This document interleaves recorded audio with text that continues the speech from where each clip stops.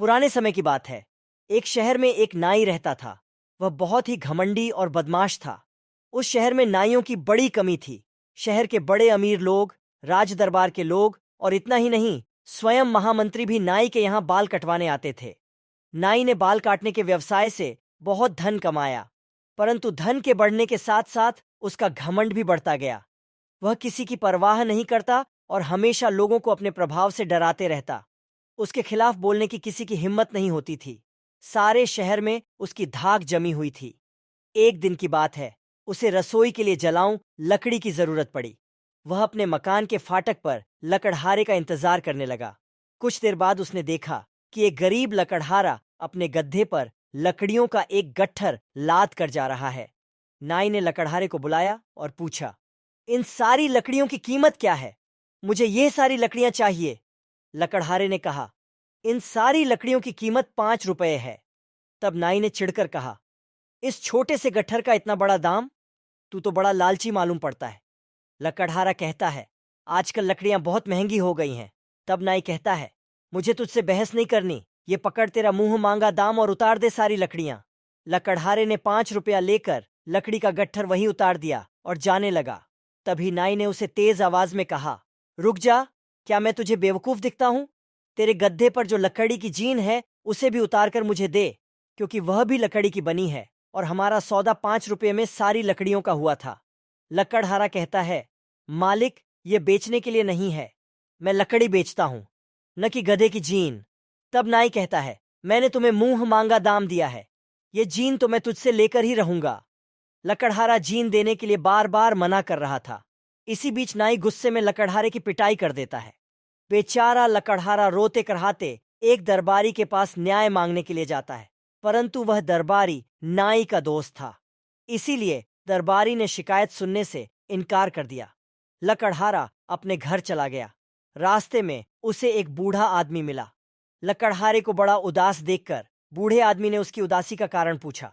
लकड़हारे ने सारी बात बताई। बूढ़े आदमी ने लकड़हारे को सांत्वना दी और समझा बुझाकर कहा, तुम निराश मत हो, तुम्हें दरबार के महामंत्री के पास जाना चाहिए, वे तुम्हें अवश्य ही न्याय दिलवाएंगे। नाई कैसे जैसे महामंत्री के पास पहुंचता है और सारी बातें महामंत्री से कहता है। लकड़हारे की बात सुनने के बाद महामंत्री कहते हैं, लकड़ियों का सौदा करते समय गधे की पीठ पर जितनी लकड़ियां थीं, उन सभी लकड़ियों के लिए तुमने 5 रुपयों का दाम तय किया था, इसलिए गधे पर रखी हर लकड़ी नाई को मिलनी चाहिए। महामंत्री का फैसला सुनकर लकड़हारा बहुत दुखी हुआ। लकड़हारा महामंत्री से कहता है कि इस दुनिया में गरीबों को न्याय देने वाला कोई नहीं है।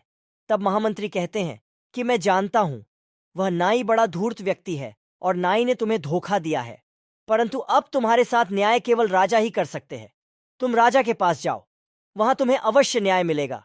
राजा तक तुम्हारी बात पहुंचाने में मैं तुम्हारी मदद करूंगा, पर इससे पहले तुम्हें मेरी एक बात माननी होगी। महामंत्री ने लकड़हारे के कान में कुछ कहा और लकड़हारा महामंत्री को धन्यवाद देकर अपने घर चला गया। कुछ दिनों बाद लकड़हारा नाई की दुकान पर गया। नाई पुरानी बातों को भूल चुका था। वह लकड़हारे को ठीक से पहचान नहीं पाया। लकड़हारे ने नाई से कहा, मेरे और मेरे एक दोस्त के बाल काटने हैं, आप कितना पैसा लोगे? नाई कहता है, दोनों के 4 रुपए लूंगा। लकड़हारा कहता है, अच्छा, तो पहले मेरे बाल बनाओ, फिर मैं अपने दोस्त को बुलाऊंगा। नाई ने लकड़हारे के बाल बनाए। फिर लकड़हारा अपने दोस्त को बुलाने बाहर गया। थोड़ी देर बाद वह अपने गधे को लेकर नाई के पास आया और बोला, यही है मेरा दोस्त, अब इसके बाल बना दीजिए। तो ये सुनकर नाई गुस्से में जल भून गया। उसने गरज कर कहा, बदमाश, क्या तू मेरा मजाक बना रहा है? जानता है तू किसके सामने खड़ा है, चला जा यहां से, नहीं तो मैं तेरी जान ले लूंगा।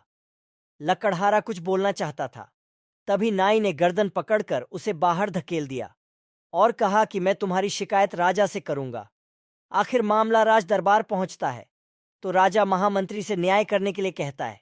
महामंत्री खड़े होते हैं और नाई से पूछते हैं, क्या तुमने 4 रुपए में इस लकड़हारे और उसके दोस्त के बाल बनाना मंजूर किए थे? नाई कहता है, हाँ, मैंने ऐसा कहा था। तो फिर तुमने इसके दोस्त के बाल बनाने से मना क्यों कर दिया?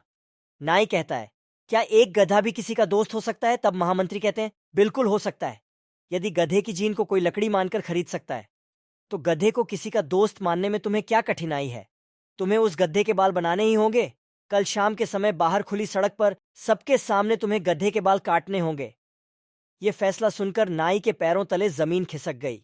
वह अपनी भूल पर पछताने लगा। महामंत्री ने सारे शहर में डिंडोरा पिटवा दिया कि कल शाम को राज दरबार के सामने वाली सड़क पर शहर का प्रसिद्ध नाई लकड़हारे के गधे के बाल काटेगा। फैसला सुनकर दूसरे दिन शाम को हजारों लोग तमाशा देखने के लिए सड़क पर जमा हुए। नाई भी अपनी हजामत की पेटी के साथ नियत समय पर शहर के बीच सड़क पर आ गया। नाई ने सभी के सामने गधे के बाल काटना शुरू किया। लोग हंसते हंसते लोटपोट हो रहे थे और मन ही मन कहने लगे कि महामंत्री ने घमंडी नाई को अच्छा सबक सिखाया। गधे के बाल बनाने के बाद नाई अपना सा मुंह लेकर घर चला गया और उसने जीवन में फिर कभी किसी को नहीं सताया।